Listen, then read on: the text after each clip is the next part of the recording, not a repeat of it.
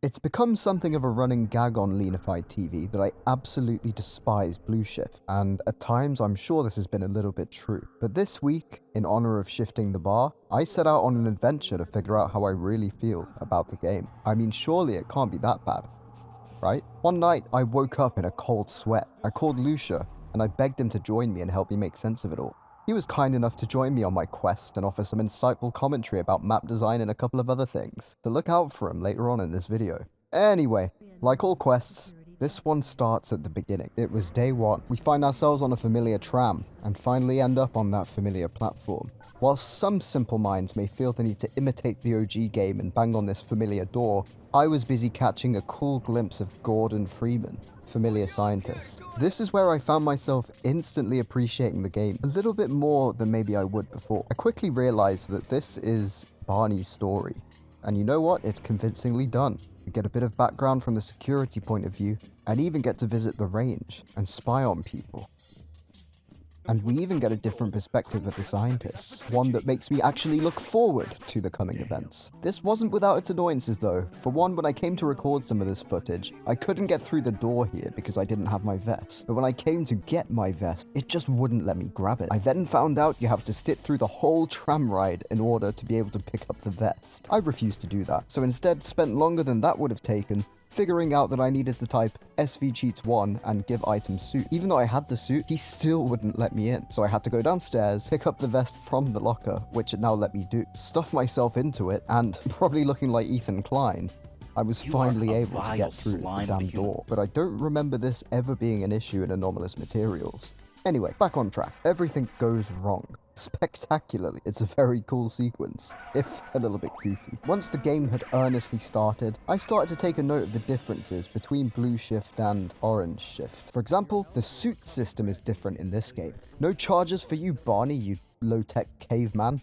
Also, why do you look like you have liver failure? Less weapons for an overall less exciting list without the glue-on gun or tau cannon, etc. Less enemy types to distract you from the enemies. You can open doors with these things. I was generally impressed with how everything was laid out for the very beginning of the game. Nicely paced too. I was actually having fun. I have no idea why, but I was seriously enjoying the combat in these early parts. Overall, I found that in Blue Shift, the temperature of combat is typically lower, but sometimes what you're up against feels beyond Barney's capability, but I generally don't mind this, as feeling invincible is no fun either. Sometimes it hit the balance perfectly, I have to say. Overall, my first day back on the Blue Shift actually impressed me despite a couple of hiccups. I still had a few days left to look at the gameplay, story, and maps in more detail, but upon realizing I had no idea what I was talking about when it came to map design, I kicked the ball over to Lucia, known for not just his great content, but his Gmod maps too. Take it away, Lucia. Hey there, Leanify is taking a much needed smoking break and thus asked me to take over for the map segment, and I think I can offer some good commentary. By the way, by smoke break I mean that he will be taking a break from smoking for the next 2 minutes. His lungs need it. You don't have to do subtitles here. Oh true, sorry. I at first planned on making this a back-to-back kind of thing, of showing you a good map followed by a bad map. When playing through Blue Shift once more though, I didn't find this. This is if I ignore the design levels of course, which are notoriously unfun anyways. Analyzing Blue Shift, I noticed a certain pattern, a yin and yang. On the one side we have creativity. I believe that of all the original Gold Source games, Blue Shift managed to be the most creative with their level design, specifically in terms of small, basically insignificant interactions. There's tons of tiny scenes they added that they could have simply left out and nobody would have complained, but now that they're there, you can appreciate them even more so. Like, look at these spools rolling along once you destroy the brakes, and how the second one pushes the first one a tiny bit. I can imagine child me loading the save a couple times to watch the physics of the scene play out. And this was released in 2001, mind you. This is all fake physics. Look at this vent that they bothered to animate falling over once the crate is leaning on brakes. They could have simply made it break as well and be done with it. But they took that extra step at every chance they had, which made the map so much better. However, as I mentioned, where there is a good, there is a bad in Blue Shift's case. In this case, it's combat encounters. The combat is frustrating. More often than not, Blue Shift's combat situations offer you no cover and usually come as surprises. The only path to go in combat in Blue Shift is back, which isn't fun. Take a look at this Half-Life 1 map. You enter this giant room and immediately have an overview of possible cover and where enemies will be. You are challenged with thinking of a battle plan on the spot. If you fail, you die.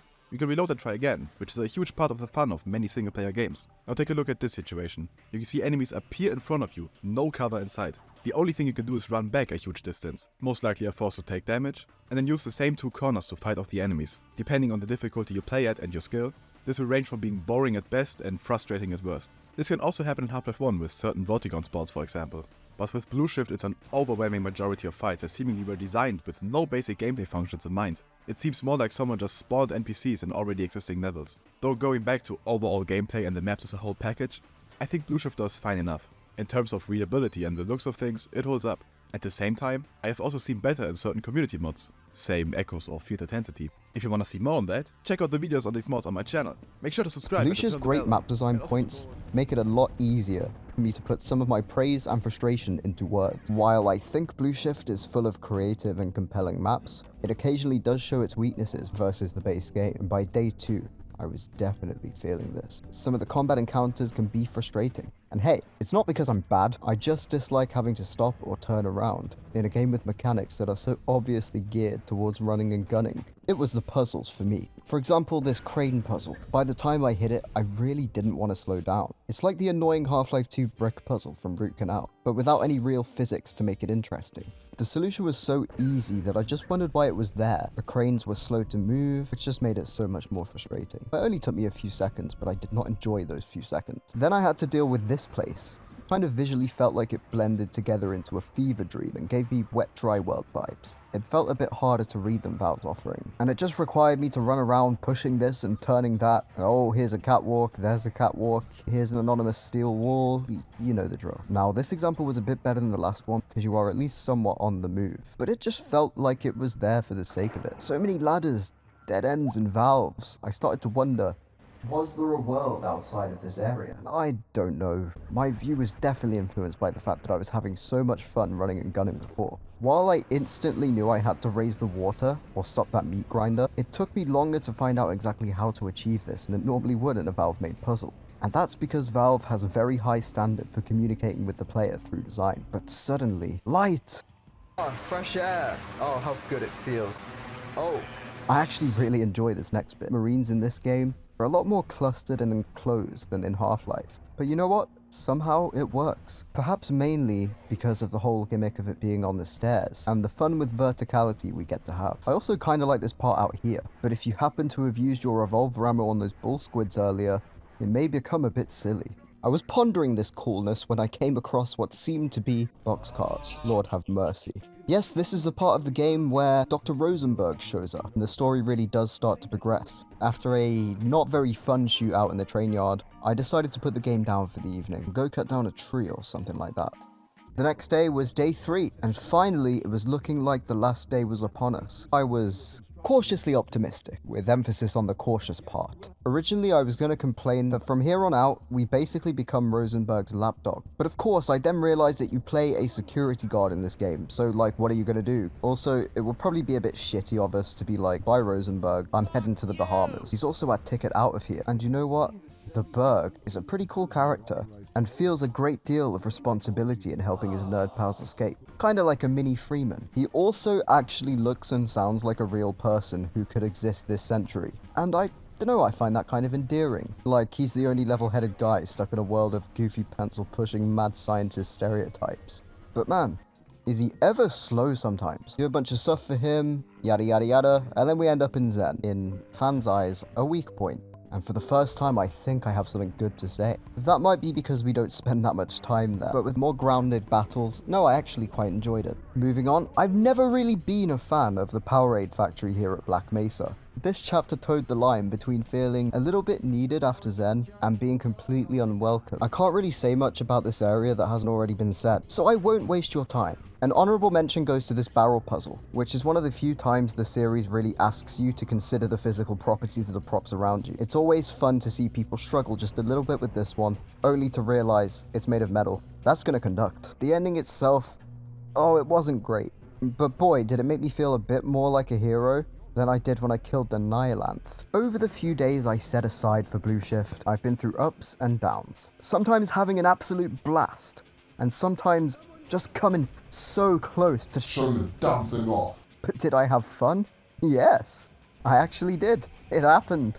I realize that a lot of the hate this game gets is because it's just got less moving parts than its counterparts. Really, Blue Shift was never supposed to be on the same level as these two games, but if it was the only Gold Source game, I truly do believe people would eat it up. So maybe judging it alongside Half-Life and Opposing Force is just a waste of everyone's time. Great, now I've got to redo that damn tier list.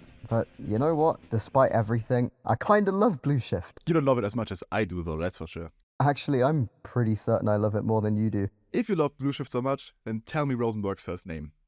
See, I knew. Oh, shut up, man. You don't know either. Nope, I do. No, you don't. I do. That's never been I explained in do. canon. Who cares about canon, dude? Everyone cares about canon. I don't know. Well, let me tell you, his name is... Oh God! No! It's Doctor!